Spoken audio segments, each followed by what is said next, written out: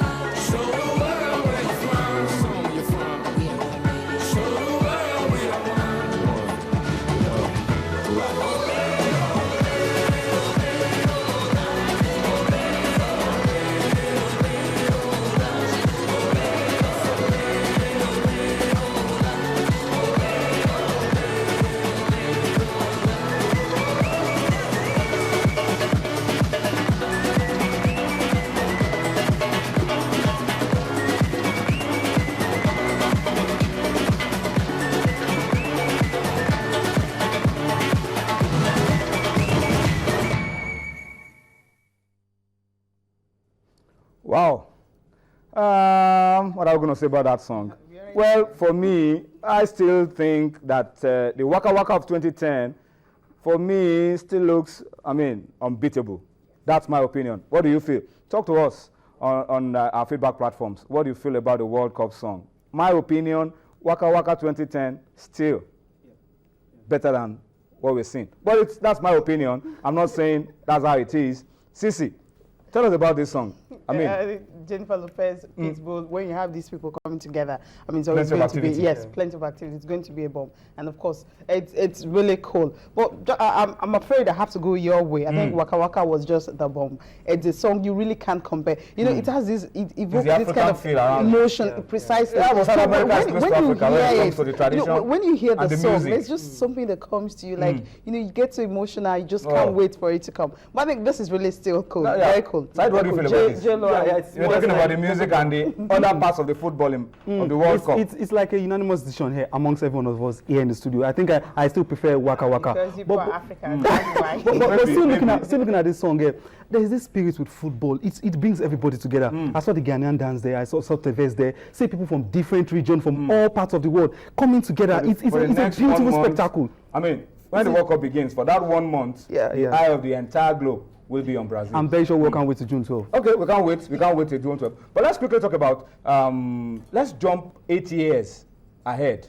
Okay. That's jump to 2022. Qatar should be hosting the World Cup. But there are stories around Qatar, Blatter saying one thing, FIFA trying to explain what Blatter is saying. Sisi, you've been keeping track. What exactly is going on? I think FIFA is just trying to, make it look good. Because if you read the whole, the whole statement, of course, they said when he actually had that interview in a Swiss television, and when he was asked, why was the World Cup given to? What do you feel about it? Why the reason it was awarded to it? And do you think FIFA actually made a mistake doing that? And he said, the reply, they quoted him, he said, yes, of course. It's either Sepp Blatter did not understand what the guy said, or maybe, I don't know, maybe he felt he was saying something else. But FIFA have come up to say that it wasn't really a mistake, that he was trying to say that it was not practical for you to hold a World Cup in the summer because of the heat in Qatar. So if that is what he said, and everyone is now saying it was a mistake, but I think FIFA should just come out clean and say they actually made a mistake, because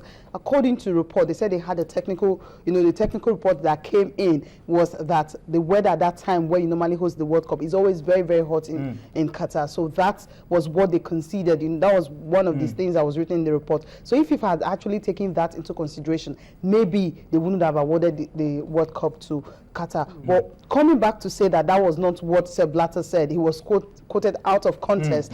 I think I'm actually afraid they should just come out clean and say it was really a mistake, that they didn't know it would be this bad, or rather they didn't know that staying in Qatar for like 31 days, that's how long you're going to at that temperature. It's definitely that's definitely. Anyway, for me, it was a FIFA executive committee decision to host the World Cup in Qatar 2022, and I think that's a decision that we have to live by.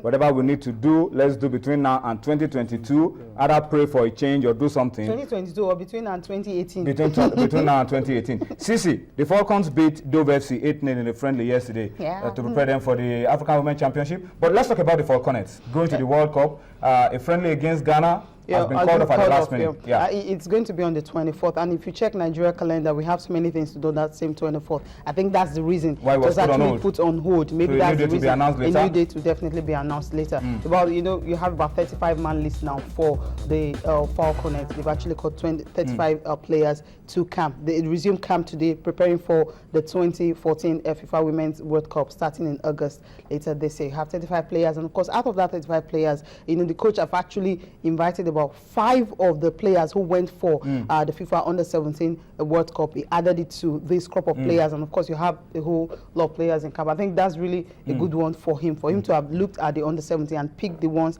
that were really good and added them to the 35-man list that he has released. Okay, let's talk about club football in Africa.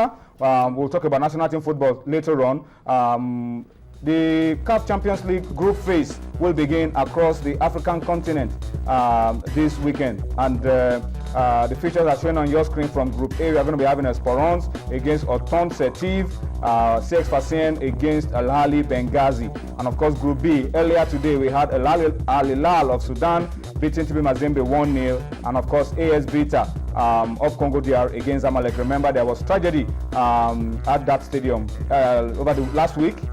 15 people died, but this weekend they will be playing, and they will not be allowed to have more than 5,000 people watch the game. In the CAF Competitions Cup, Al Ahly of Egypt will be up against Nkana Red Devils. Silver Sports of Cote d'Ivoire, Concourse of Bayelsa United will be up against Etoile du Sahel. In Group B, it will be AC Leopards against Coton Sport, and of course AS Real Bamako against ASEC Mimosa. These are the fixtures for you from the CAF Champions League and the CAF Confederation Cup. And then let's also tell you that this weekend the race to Morocco 2012 gathers momentum. Group games, preliminary games will be played, and for Nigeria, interest will be in the game between Namibia and Congo, and then Libya and Rwanda. We have to keep our eyes on those games, because one of those 4 countries will complete the teams in Nigeria's group, that has South Africa and Sudan in the race, of course, for the 2015 Africa Cup of Nations. I mean, it gladdens me to tell you, we are the defending champions, and we should be back, not just to add up to the number, we should be there to successfully defend our crown in Morocco.